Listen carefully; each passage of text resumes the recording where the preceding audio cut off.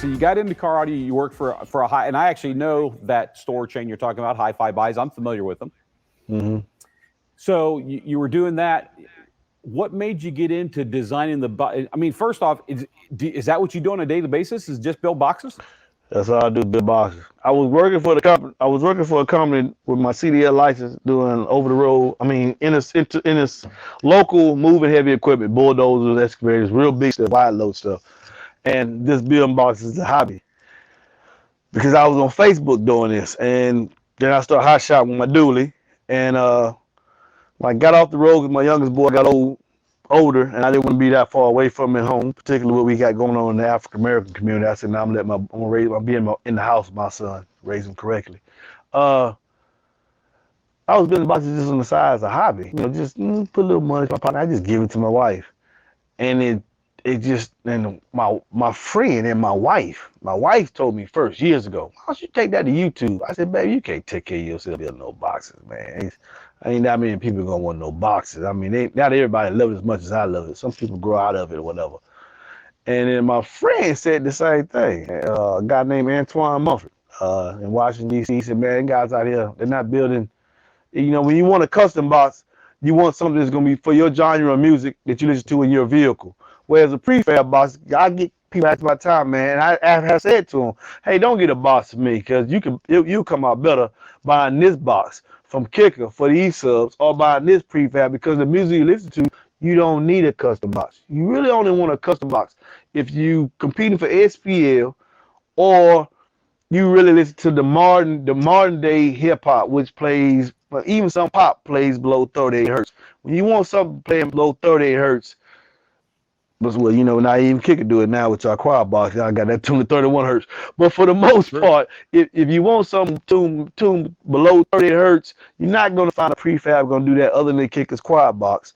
So that's when you want to go to a custom box builder. The rest of you, if you're not trying to get tuned that low, you can get you a KICKER box or whatever prefab box, whatever manufacturers you want.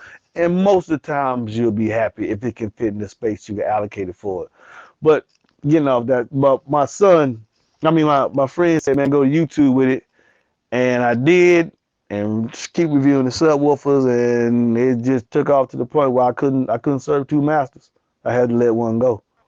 The content. So let's fast forward a little bit. Obviously, I've watched a lot of your content, and I know we're here on KICKER Unmasked Live, and I know you've had good experience with certain KICKER products over the years. But like you've said, you'll make a woofer. You love all subwoofers. You just are about getting the best performance out of a box that you can, and I don't want to lose sight of that for you. But when I'm watching your content, because I'm an enthusiast, I am an audio enthusiast, I'm a video enthusiast, and not just for car, I'm the same thing for home. So I'm cursed on every front. I'm just broke all the time. I can't afford to buy what I want in either environment. But I love great audio and I love great video. But watching the stuff that you do and everything that you've put together, we did a shout out to you on that show because I really feel like you're one of the, for lack of a better term, you're an original at heart guy who wants to give everyone the best they can. So you said you got all those phone calls the next morning. What's happened to you since we mentioned you on Unmasked Live? 10,000, might be at 10.6. YouTube tell me one of the fastest growing channels, organic channels they have. And it's been hectic. Okay, when I say it's been hectic, let me show you something. Let me show you something. That's 2 days. I have to turn out. I used to do 2 a day, like 2 bills, to at least 2 bills a day out. Now I'm having to, and then it's the sun going down early. I gotta do 3 to 4 boxes a day to keep up. So you're busy. Yeah, I'm busy. Yeah, I'm just, and then my number one boxes, these truck boxes. I'm hoping that maybe me and your designers can reach out and try to, because these truck boxes coming out today, they're not people not happy with them. So I'm built a lot of truck boxes, and because of that, what you mentioned, particularly with, let me go get my baby. Hold on a second. Let me get my baby. Let me go get one of my babies, man. Cause I got 4 of them. I keep them on deck. Folks, just remember this show is live and is completely unscripted, so you never know when someone's going to walk off screen. Yeah, I'm sorry about that. I wasn't thinking about that. No, you're good. But this boy here, like this boy that took me a lot of places. I built so many under-seating boxes for this sub because of the mountain depth, because of this angle. We all know the technology that's into it. Cone air is king. Whoever moves the most air is going to be the loudest. This is